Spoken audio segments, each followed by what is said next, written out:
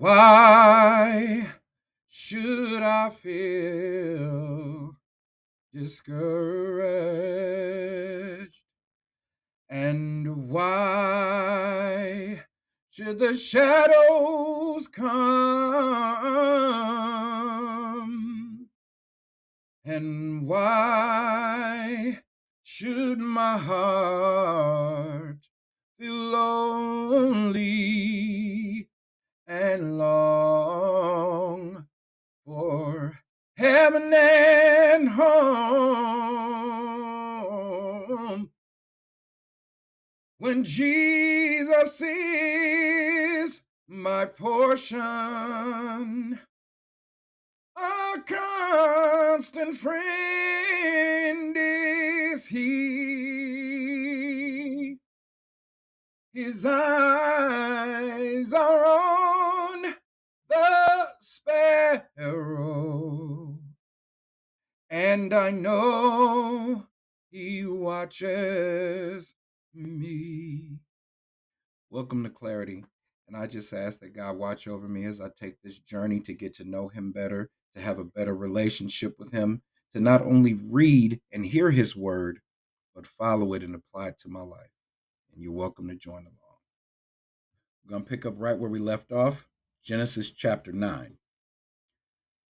And God blessed Noah and his sons, and he said unto them, be fruitful and multiply and replenish the earth.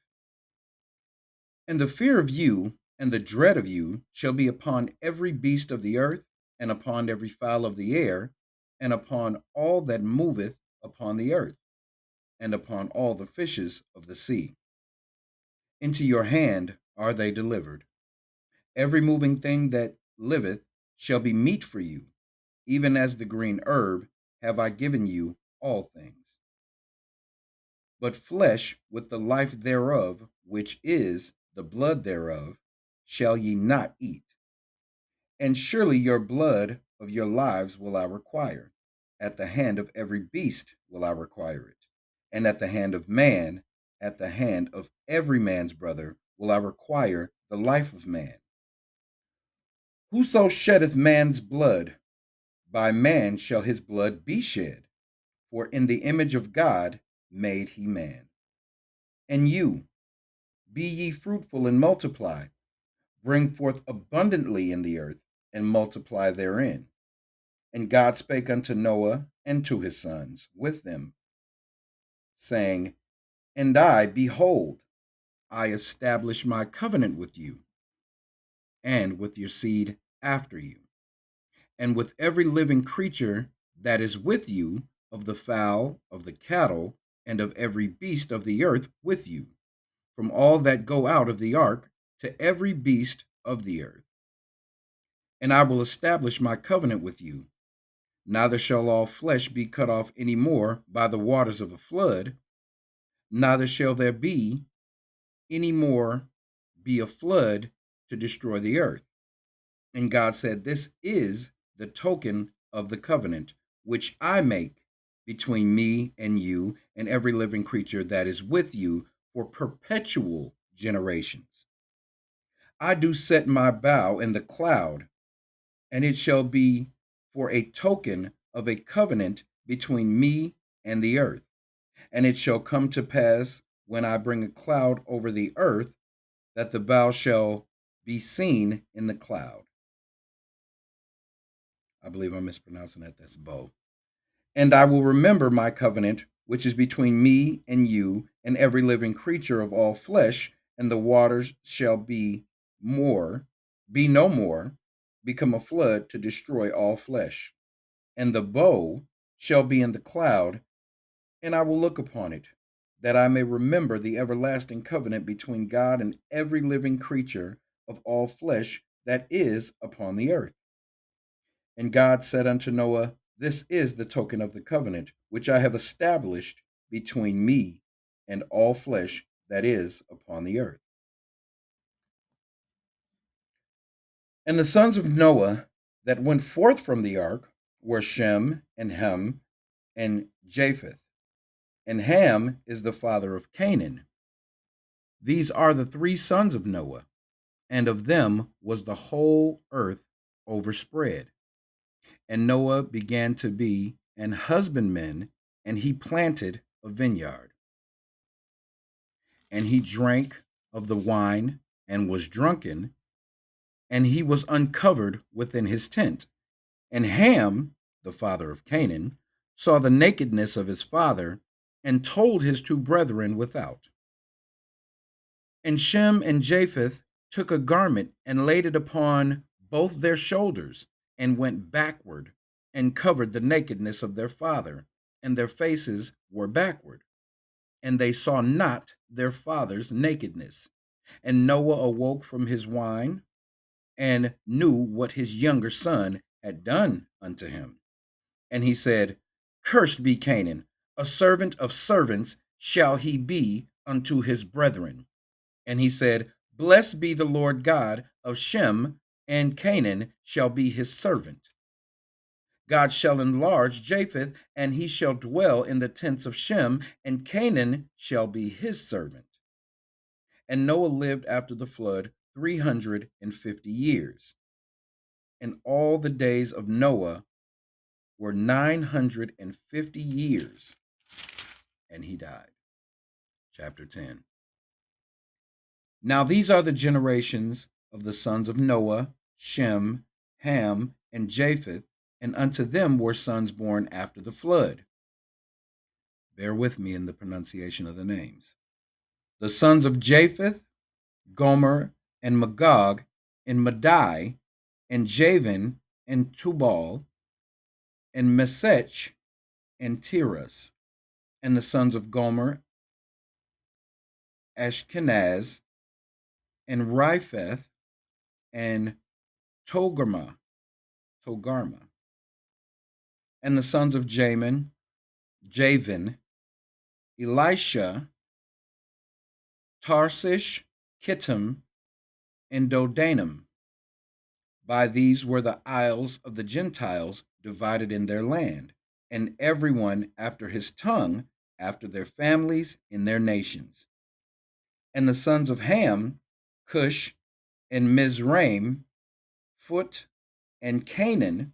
And the sons of Cush, Seba, and Havilah, and Sabta, and Ramah, and Sabtecha. And the sons of Ramah, Sheba, and Dedan. And Cush begat Nimrod, and he began to be a mighty one in the earth. He was a mighty hunter before the Lord, wherefore it is said, even as Nimrod, the mighty hunter before the Lord. And the beginning of his kingdom was Babel, Erech, and Akkad, and Calneh in the land of Shinar. Out of that land went forth Ashur, and buildeth Nineveh, and the city of Rehoboth, and Calah. And Rezin, between Nineveh and Calah, the same is a great city. And Mizraim begat Ludum, and Anamim, and Lehabim, and Nephotium, and Pathrus and Caluim, out of whom came Philistim, and Caphtorim. And Canaan begat Sidon, his firstborn, and Heth, and the Jebusite, and the Amorite, and the Girgasite, and the Hivite, and the Archite, and the Sinite, and the Arvadite, and the Zemarite, and the Hamathite. And afterward were the families of the Canaanites spread abroad. And the border of the Canaanites was from Sidon, as thou comest to Gerar, unto Gaza, as thou goest unto Sodom, and to Gomorrah, and to Admah, and Zeboim, even unto Lasha. These are the sons of Ham, after their families, after their tongues, in their countries, and in their nations. Unto Shem also, the father of all children of Eber, the brother of Japheth, the elder, even to him were children born. The children of Shem, Elam, and Ashur, and Arphaxad, and Lud, and Aram. And the children of Aram, Uz, and Hul, and Gether, and Mash. And Arphaxad begat Selah, and Selah begat Eber. Please bear with me. And unto Eber were born two sons. The name of one was Peleg, for in his days was the earth divided, and his brother's name was Joktan. And Joktan begat Almadad, and Saleph, and Hazar Maveth, and Jerah, and Hadaram, and Uzal, and Diklah, and Obal, and Abimael, and Sheba, and Ophir, and Havilah, and Jobab, all these were the sons of Joktan. And their dwelling was from Mesha, and thou goest unto Saphar, a mount of the east. These are the sons of Shem, after their families, after their tongues, and their lands, after their nations. These are the families of the sons of Noah, after their generations, in their nations, and by these were the nations divided in the earth after the flood. Wow. So, chapter ten's moment of clarity lets me know that after the flood, everybody was broken up and split up and everything. But with my after my atrocious pronunciations of all these names, it was simple. The clarifying moments were when it got to Nimrod. He began to be a mighty one in the earth, and he got to explaining how what each house was responsible for, and that's why we get different types. Strong people come from here, and intelligent people from there. Basically, all came from Noah's sons. But the moment of clarity that came from chapter 9 is a debate that I've had with people for a long time, and it's chapter 9 verse 4. But flesh with the life thereof, which is the blood thereof, shall ye not eat. Surely your blood of your lives will I require, at the hand of every beast will I require it. To me, that says you're not supposed to devour flesh that has blood in it.